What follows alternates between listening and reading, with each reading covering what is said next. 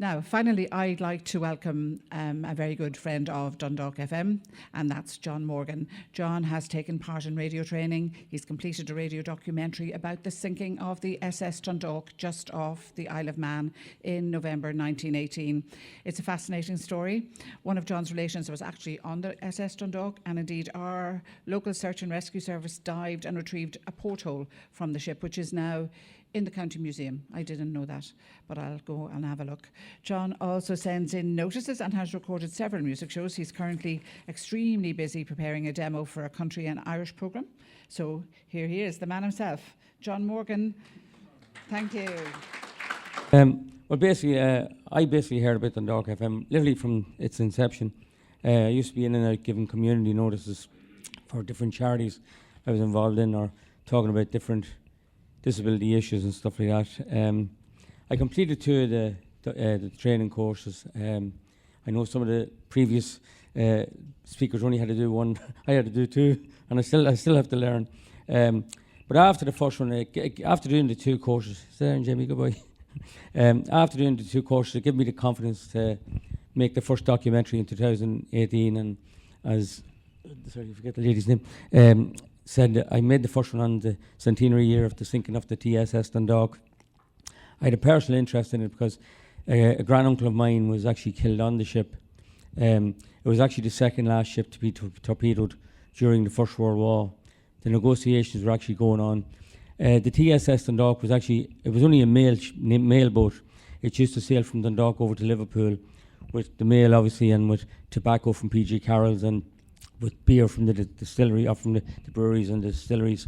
And it was torpedoed just off the Isle of Man on the way back. My granduncle, now, he would have been killed straight away because he was a greaser on the engine and the boat was hit midship. In 2017, the Germans said that any boat on the water was fair game. So my great-grandfather, Vincent's father, he didn't want his own son at sea, so he got him a job in what was called McGuill's Funeral Home and Pub, and undertakers at the time. And but in 1918, with the Spanish flu throughout the world, there were short sailors for the TSS Dundalk, and they went round to Vincent's house, my great-grandmother's house, and asked would Vincent go on the boat, and he did. And unfortunately, and the sad thing was that his father, Owen Morgan, didn't even know his son was on the boat. He was on a different boat coming back from Liverpool to Newry with a load of coal, and it was only when he got back to Newry that he realised that Vincent was on the boat. So then that gave me more confidence. And 2 years ago then I done a documentary on Harry Chapin, who's an American singer-songwriter. Now some people might know the name, but once you mention the songs, Cats in the Cradle or Flowers Are Red, people automatically.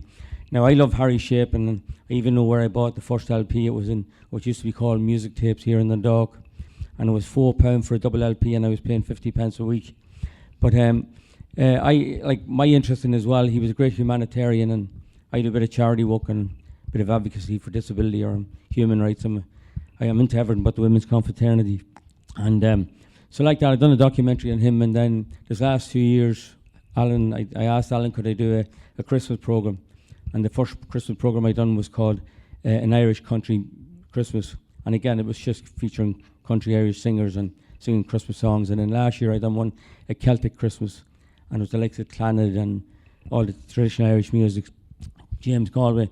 So then I came up with the idea. I'm doing a proposal at the moment for, so if that gentleman's still here that gives the funding, we could be doing a few pounds. It's to do a radio programme called Country and Irish on Dundalk FM. The late Jimmy Neary used to do a brilliant programme. Now I'll never be able to fill his boots, but I'm hopefully going to try. As I say, I was always great at doing the interviews. Like, as I had done plenty of interviews, and even as one of the, I think it was Micheál O'Donnell or Michael was saying earlier about his programme, you know, was to make it more into the discussion. I remember one afternoon doing a chat with Joe Duffy, and again it was on an uncle of mine who sadly passed away very young. He was in a famous group in Canada called the Leprechauns, and after he died there was two songs written about him. One was called The Bells of Dundalk, and the other was called If Leprechauns Are Really Truly One.